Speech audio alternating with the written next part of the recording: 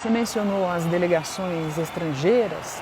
Essa é uma posse recorde em delegações estrangeiras, mais de 60 entre países que mandaram chefes de Estado, chefes de governo, funcionários de primeiro escalão, ministros, secretários e tal. Ela bateu o recorde, inclusive, da Olimpíada do Rio de Janeiro, que era até então o evento que tinha congregado mais delegações estrangeiras. E você em casa, para medir a relevância disso que o Renato está trazendo para a gente agora, você deve considerar a esquisitice planetária que é uma posse presidencial no Dia Universal da Paz, no 1º de janeiro, quando as pessoas em geral estão com parentes, com suas famílias, têm outros afazeres. Esse número recorde que a Renata mencionou dá medida também do prestígio que tem Lula ao retornar ao Palácio do Planalto com sua história. Da boa recepção ao resultado e ao desfecho do processo eleitoral brasileiro no exterior. Diga-se, essa esquisitice, como eu disse há Que pouco... está para acabar. Está acabando. Então conta isso. Galvão Bueno, se estivesse aqui, diria, acabou! Não tem mais. Agora está decidido que o próximo presidente a ser empossado, numa cerimônia como essa, o fará no dia 5 de janeiro e não mais no dia 1º de janeiro. Então, isso obviamente facilitará muito a vinda de representantes internacionais. A nossa posse não foi sempre em 1º de janeiro. Fernando Collor, o primeiro presidente eleito depois da ditadura, tomou posse no 15 de março. Desde a posse do Fernando Henrique, as posses estavam marcadas, aconteciam no 1º de janeiro. Uma emenda constitucional aprovada em 2021 mudou isso e atende a várias preocupações. Essa é uma que você falou, é mais difícil você atrair delegações estrangeiras, ainda que dessa vez tenha muitas, num 1º de janeiro. É uma data que também cria um problema nos estados, Bonner, porque agora vai descolar posse de presidente no dia 5, posse dos governadores no dia seguinte.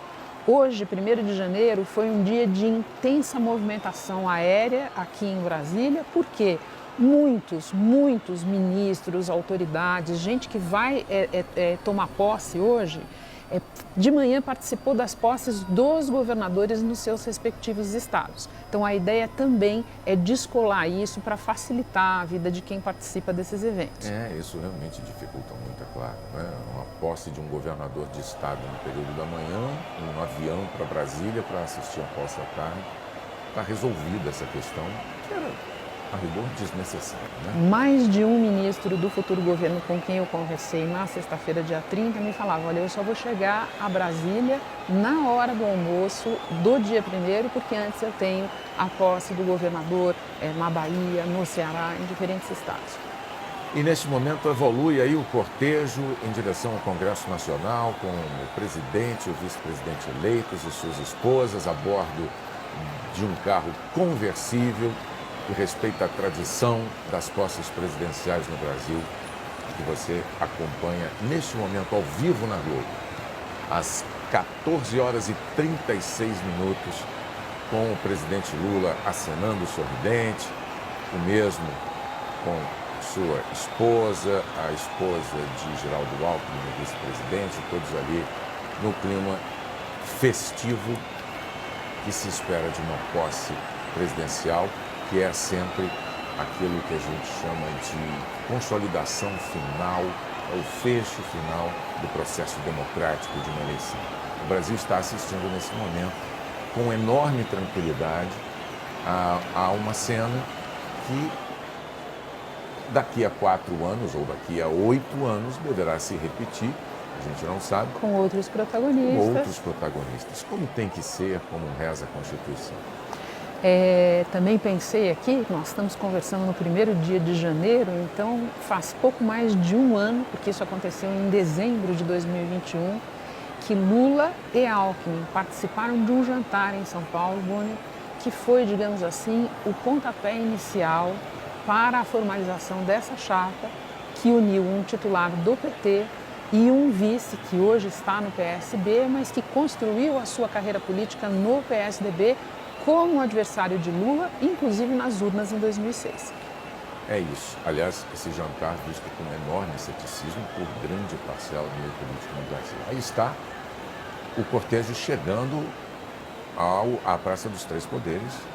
A rampa. A famosa rampa, o Congresso Nacional. O Congresso Nacional. É aí que vai se dar a cerimônia oficial da posse. Vamos acompanhar, então, esses momentos que são cruciais num dia histórico, como sempre são históricos os dias de posses presidenciais na democracia brasileira. Você vê que mesmo ali, bem juntinho das grades de contenção, multidão Sim. de eleitores, multidão de cidadãos brasileiros vindos de todas as partes, como a gente pôde ouvir na intervenção do nosso repórter ali, e pessoas que trazem o seu calor para o presidente eleito e também as suas esperanças, né? Você vê ali uma enorme bandeira LGBTQIA+, cobrindo o gramado. A gente vem de uma Copa do Mundo em que essa bandeira era proibida, né?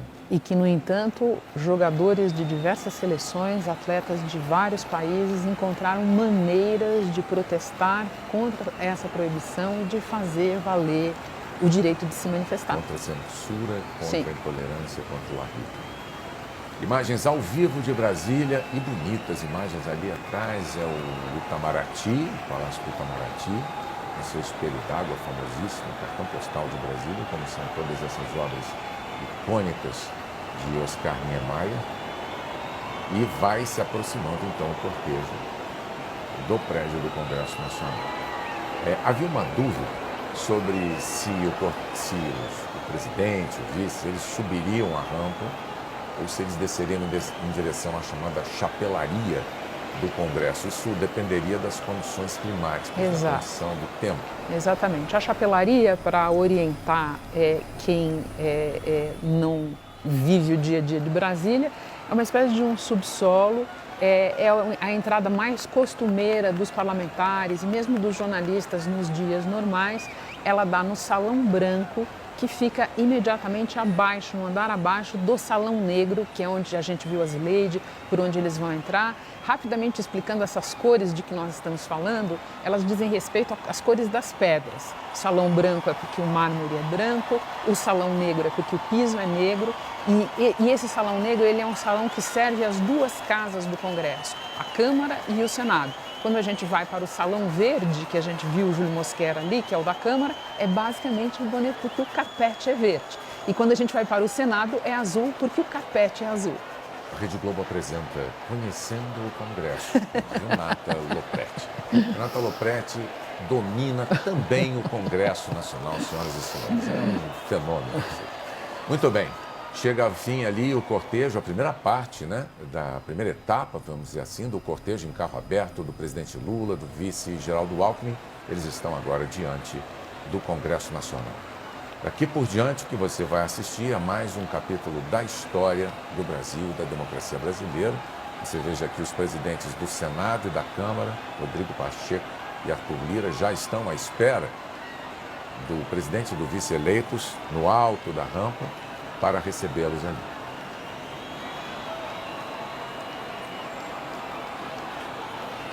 Aí na chegada da rampa, na parte de baixo, quem os cumprimentou foram os responsáveis pelos cerimoniais do Congresso.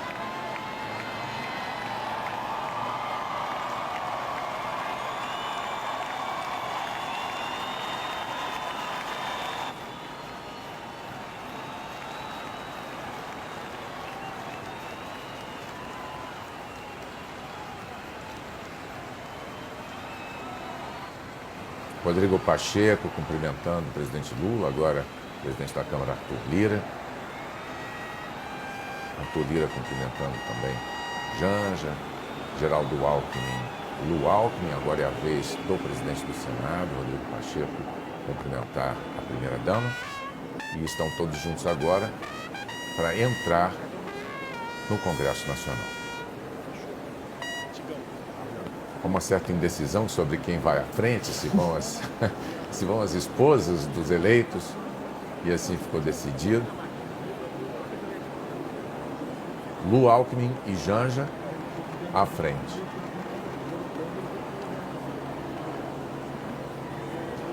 Os Dragões da Independência postados, como manda a tradição, fazendo a simbólica proteção dos que percorrem o tapete vermelho ao interior do Congresso. Janja sorrindo alegremente para o fotógrafo Stucker.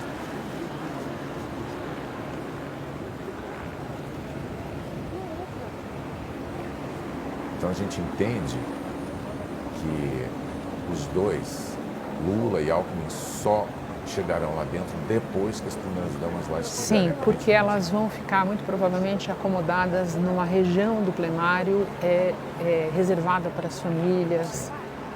Que deve ser ao lado direito. Exatamente.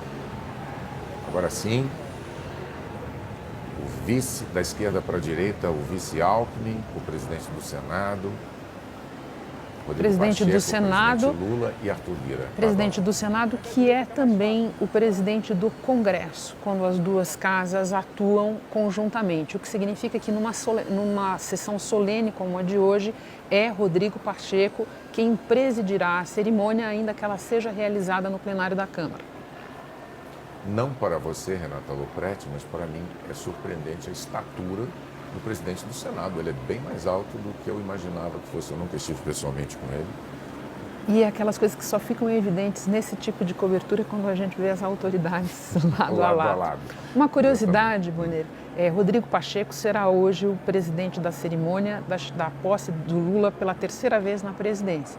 Na primeira vez, em 2003, o presidente do Senado era Ramés Tebet, pai da senadora Simone Tebet, futura ministra do governo Lula. Eu queria aqui trazer só uma observação curiosa que a repórter Delis Ortiz fez ontem. Ela ouviu isso do presidente da Câmara, Arthur Lira. Ele observou que o mandato do presidente do Brasil se extingue à meia-noite do dia 31 de dezembro.